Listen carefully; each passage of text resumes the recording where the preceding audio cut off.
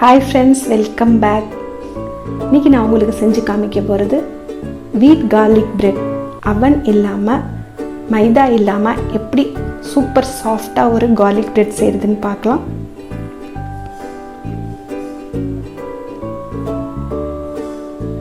சீஸியாக ஃப்ளஃபியாக இருக்குது பார்த்தீங்களா?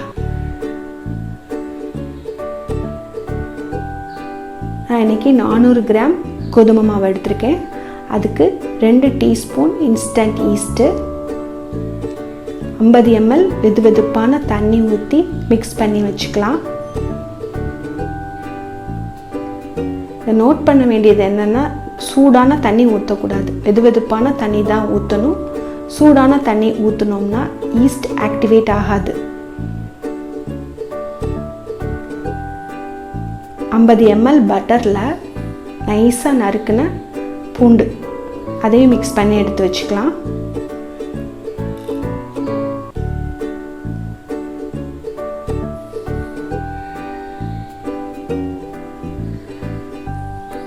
நான் 400 கிராம் கோதுமை மாவு எடுத்திருக்கேன். அதுக்கு 2 வீட் பிரெட் வரும்.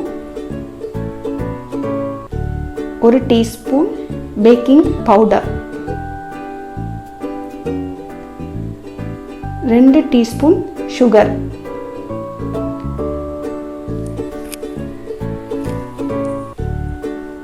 தேவையான அளவு உப்பு, 1 டேபிள் ஸ்பூன் கார்லிக் பேஸ்ட், நம்ம எடுத்து வச்ச ஈஸ்ட்,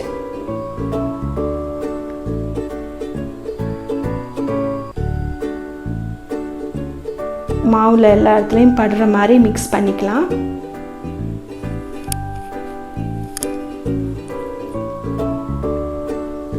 தண்ணி ஊற்றக்கூடாது, ஃபுல் அண்ட் ஃபுல் பாலை ஊற்றி சப்பாத்தி மாவு பிசைகிற மாதிரி பிசைஞ்சுக்கணும்.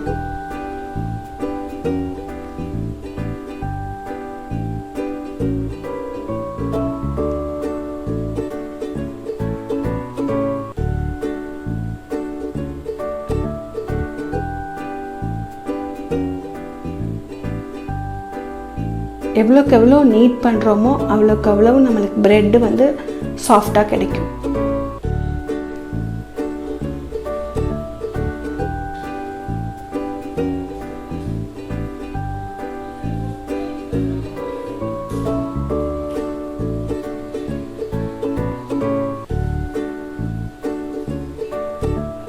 நல்லா அழுத்தம் கொடுத்து பிசைங்க.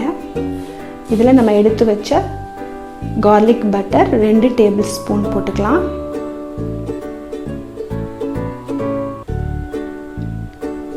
ஆரிகானோ 1/2 டீஸ்பூன்,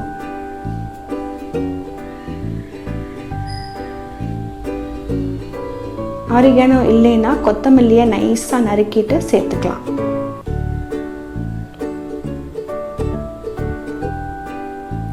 ரெண்டு டோவாக பிரித்து ஈரத்துணி போட்டு மூடி ஒரு 1/2 an hour ஊற வச்சுக்கலாம். இப்போ ஊறிடுச்சு. டெக்ஸ்சர் இந்த மாதிரி இருக்கும்.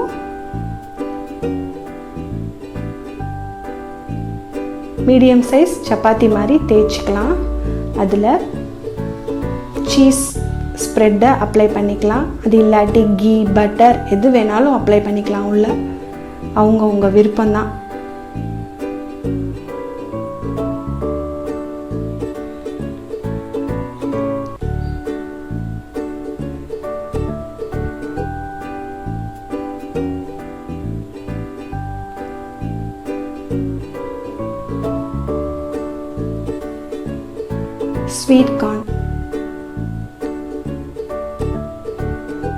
ஸ்வீட் கார்ன், கேப்சிகம், ஆலிவ்ஸ் ஸ்டஃபிங்க்கு எது வேணாலும் போட்டுக்கலாம். ஆனால் இதுதான் கார்லிக் பிரெட்டில் போடுவாங்க.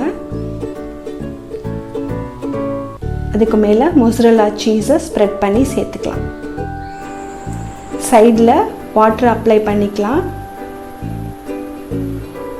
சமோசாவுக்கு அப்ளை பண்ணுவோம்ல, அந்த மாதிரி அப்ளை பண்ணி க்ளோஸ் பண்ணிவிட்டு ஓரத்தெல்லாம் ப்ரெஸ் பண்ணி விட்டுக்கலாம்.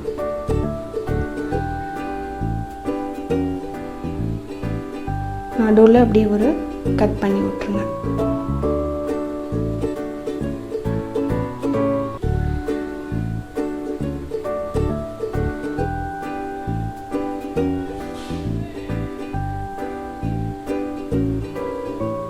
திருப்பியும் அதுக்கு மேலே அந்த garlic பட்டரை அப்ளை பண்ணிக்கலாம்.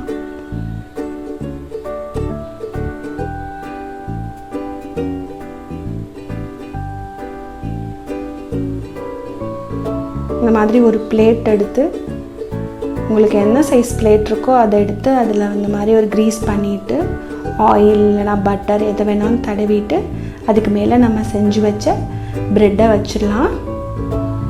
இந்த ப்ரெஷர் பேனில் கல் உப்பு போட்டு அதுக்கு மேலே உயரமான அந்த மாதிரி ஸ்டாண்டு வச்சு மூடி போட்டு ப்ரீஹீட் பண்ணிக்கலாம். ஹையில் ஒரு 10 நிமிஷம் ப்ரீஹீட் பண்ணிக்கலாம். இப்போ ப்ரீஹீட் ஆகிடுச்சு. ப்ரெட்டை உள்ளே வச்சு மூடி போட்டுட்டு ஹையில் ஒரு 10 நிமிஷம் வேக வச்சுக்கலாம்.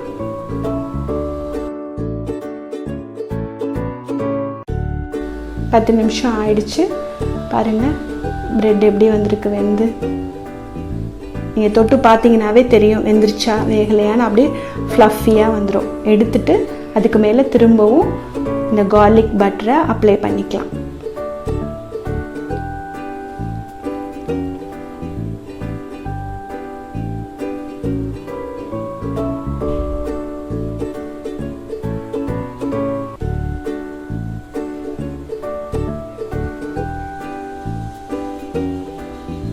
இதுக்கு மேலே நான் ஒரு ப்ரெட்டுக்கு வந்து ஆரிகேனோ போடுறேன், இன்னொன்றுக்கு வந்து சில்லி ஃப்ளேக்ஸ் போடுறேன்.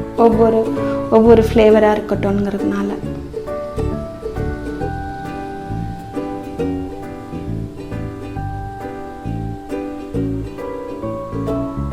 ஒரு 2 மினிட்ஸ் அந்த துணியை போட்டு திருப்பியும் மூடி வச்சிடணும். 2 மினிட்ஸ் ஆயிடுச்சு. அவ்வளோதான், ரெடி ஆயிடுச்சு ஃப்ரெண்ட்ஸ்.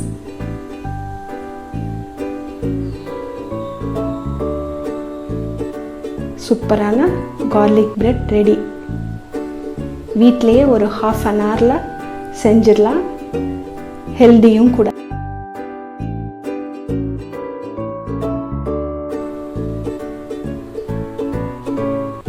இந்த வீடியோ உங்களுக்கு பிடிச்சிருந்துச்சுன்னா லைக் பண்ணுங்கள், ஷேர் பண்ணுங்கள், சப்ஸ்கிரைப் பண்ணுங்கள். தேங்க்யூ.